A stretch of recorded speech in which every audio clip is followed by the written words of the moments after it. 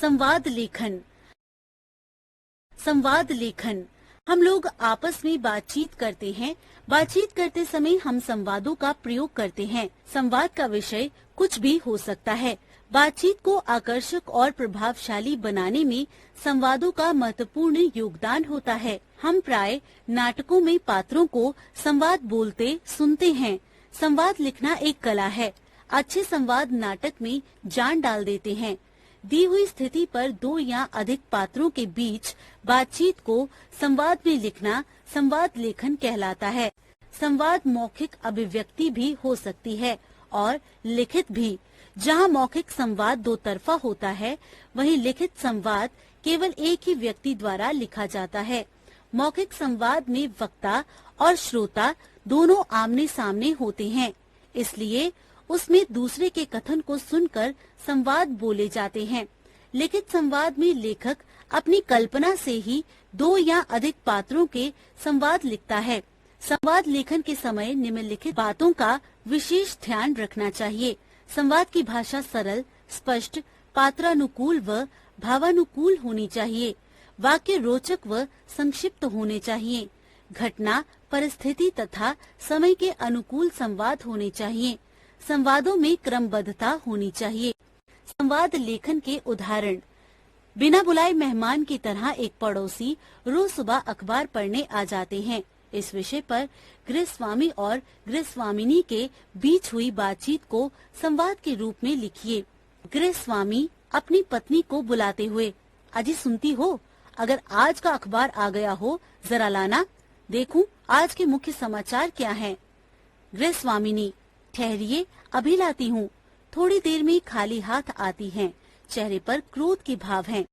गृहस्वामी: क्या अभी तक आज का अखबार नहीं आया? गृहस्वामिनी: क्या बताऊं, आया तो था, पर उसे तुम्हारे वही दोस्त मंगत राम ले गए हैं। गृहस्वामी: पर अभी तो उसकी शक्ल तक नहीं देखी, और इससे पहले ही वह ले भी गया। गृहस्वामिनी: हाँ, पहले तो यहीं बैठकर उसे पढ़ लेते थे, पर अब तो सीधे अखबार वाले से ही ले लेते हैं और अपने घर के बाहर पढ़कर उसे हमारे घर डाल जाते हैं। गृहस्वामी क्रोधित होकर: यदि उन्हें अखबार पढ़ने का इतना ही शौक है तो फिर अपना अखबार क्यों नहीं मंगा लेते? गृहस्वामिनी: जब रोजाना मुफ्त में ही अखबार पढ़ने को मिल जाए तो फिर पैसे खर्च करने की क्या जरूरत है? गृहस्वामी: तो फिर क्या करें, इस समस्या को कैसे हल करें? गृहस्वामिनी: मेरी राय मानो तो तुम भी कुछ दिनों के लिए अखबार लेना बंद कर दो। दूरदर्शन कार्यक्रमों के विषय में पिता पुत्र के बीच हुई बातचीत को संवाद के रूप में लिखिए। पिता: बेटा, मैं देख रहा हूँ आजकल तुम्हारा ध्यान पढ़ाई की ओर नहीं लगता। दिन भर टीवी देखते रहते हो। क्या तुम्हें अपनी परीक्षा की जरा भी फिक्र नहीं? पुत्र: क्षमा करें पिताजी, मैं केवल वे कार्यक्रम ही देखता हूँ जो ज्ञानवर्धक तथा शिक्षाप्रद होते हैं। पिता: बेटा, मेरी नजर में तो ऐसे कार्यक्रम हैं ही नहीं जो ज्ञानवर्धक और शिक्षाप्रद हों। दूरदर्शन पर दिखाए जाने वाले कार्यक्रमों में अच्छे बुरे का ध्यान नहीं रखा जाता। पुत्र: पिताजी, आजकल तो सामान्य ज्ञान, विज्ञान, धर्म, संस्कृति, इतिहास, कृषि आदि से संबंधित अनेक कार्यक्रम प्रसारित किए जाते हैं। पिता: लेकिन ऐसे कार्यक्रम कब आते हैं? मैंने तो कभी देखे नहीं। पुत्र: मैं मानता हूँ कि दूरदर्शन पर अनेक ऐसे कार्यक्रम आते रहते हैं जिनमें पारिवारिक संबंधों, भारतीय संस्कृति आदि पर उतना ध्यान नहीं दिया जाता, पर आजकल ऐसे अनेक कार्यक्रम शुरू किए गए हैं जो अत्यंत ज्ञानवर्धक हैं। आज जब ये कार्यक्रम आएंगे तो मैं आपको भी दिखाऊंगा, फिर आप निश्चित करना कि ये किस स्तर के हैं तथा कितने उद्देश्यपूर्ण हैं। पहलवान और मुल्ला नसरुद्दीन की बातचीत। पहलवान: तुम भले ही अकल में बड़े हो, लेकिन ताकत तो मुझ में अधिक है। मुल्ला: अच्छा, पर ये तो बताओ तुम्हारे अंदर कितनी ताकत है? पहलवान: मैं 5 क्विंटल की चट्टान को एक हाथ से उठाकर आकाश में उछाल सकता हूँ।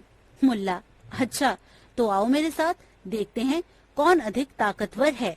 पहलवान: ठीक है, कहो क्या करना है।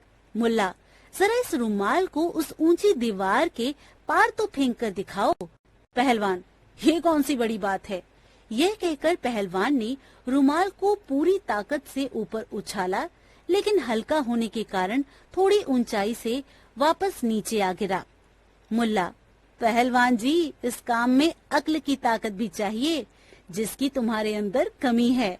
फिर मुल्ला ने रुमाल एक छोटे कंकड़ में लपेटकर ऊपर की ओर फेंका और रुमाल ऊंची दीवार के पार जा गिरा। गाइड और पर्यटक के बीच हुआ संवाद। लिखिए।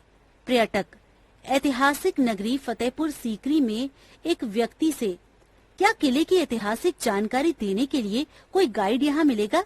गाइड, क्यों नहीं, बताइए, मैं स्वयं एक गाइड हूँ।